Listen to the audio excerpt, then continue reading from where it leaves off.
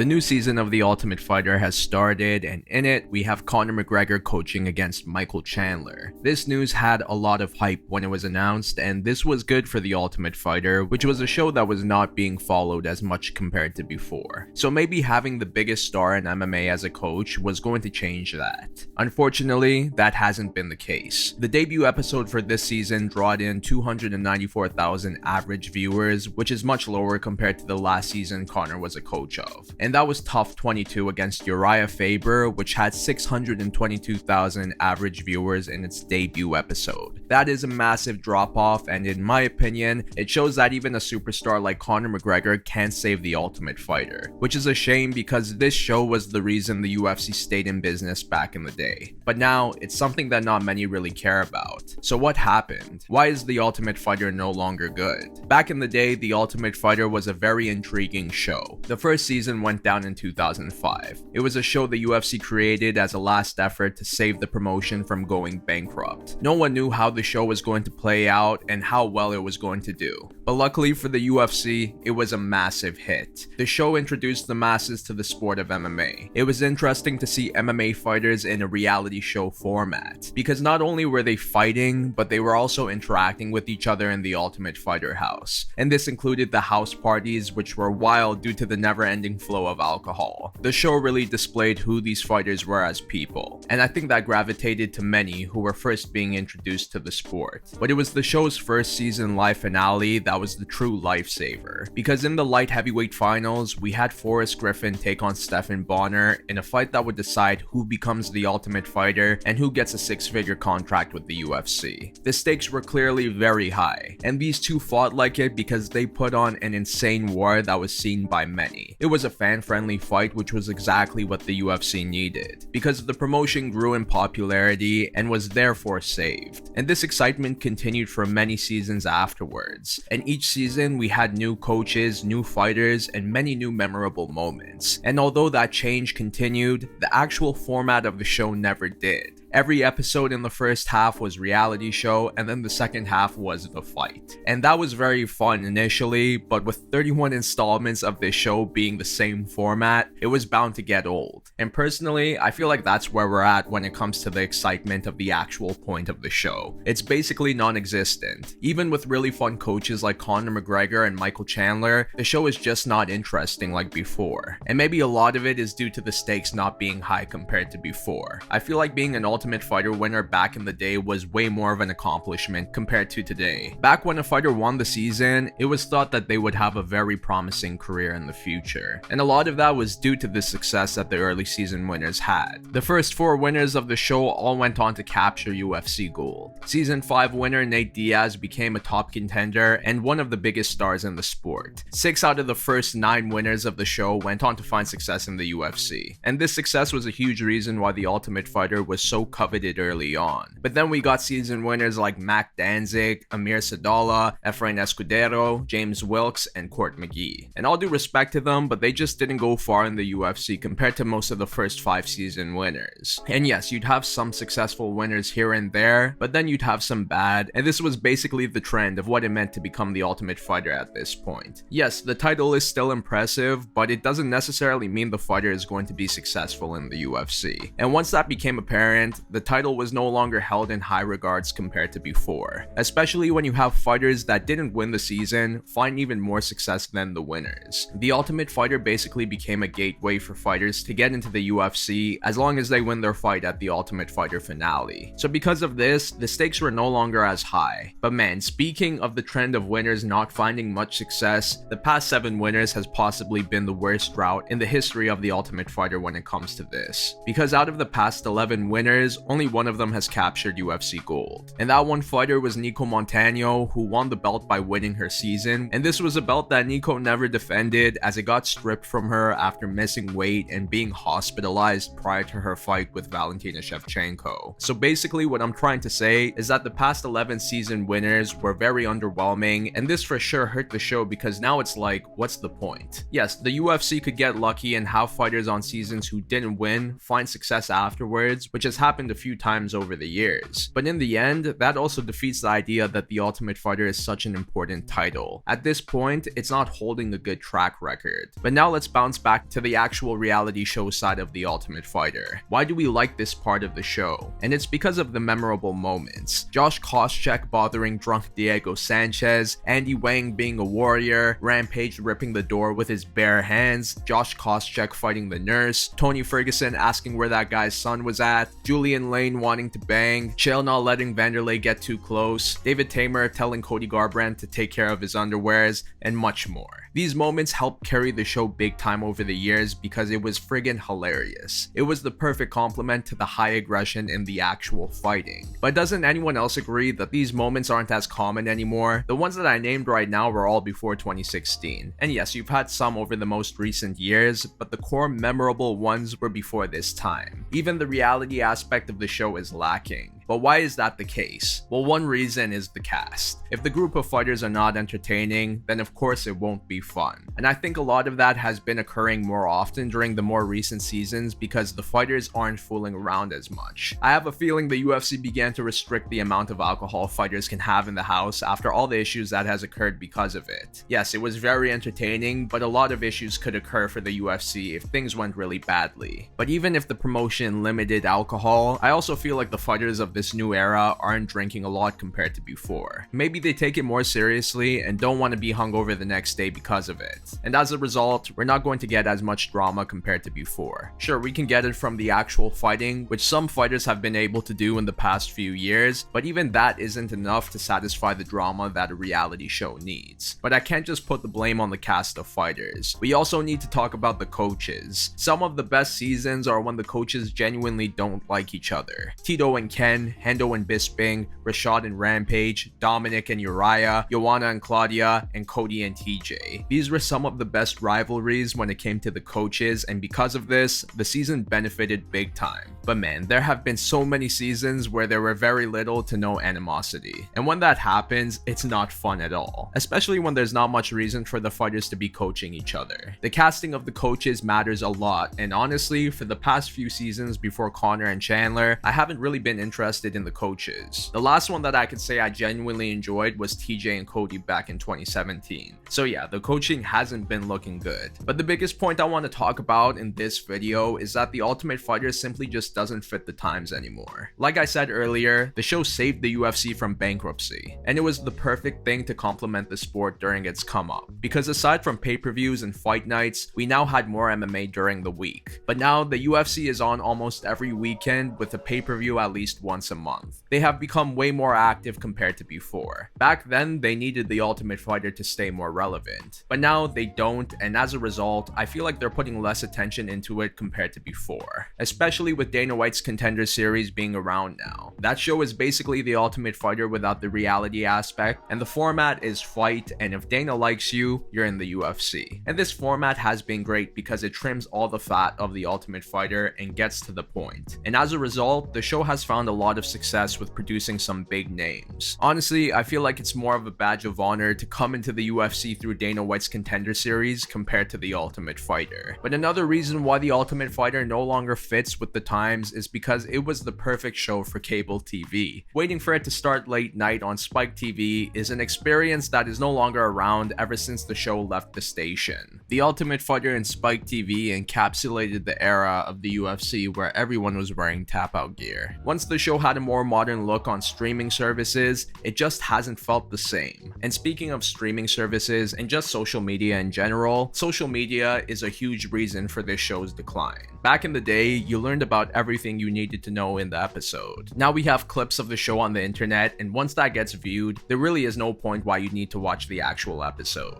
And as a result, it's not that full experience that you got from the show compared to before. All of these reasons that I've stated are the reason for The Ultimate Fighter's demise. The Ultimate Fighter holds a lot of importance to the UFC, and at one point, it was a huge reason for the UFC's success. But now the UFC is massive. They have outgrown the show, and because of that, The Ultimate Fighter isn't good anymore. But what do you think? Is The Ultimate Fighter dead, or do you think it could make a comeback? And what was your favorite Ultimate Fighter moment? But that's a lot for now, so I'll see you in my next one. Bye bye.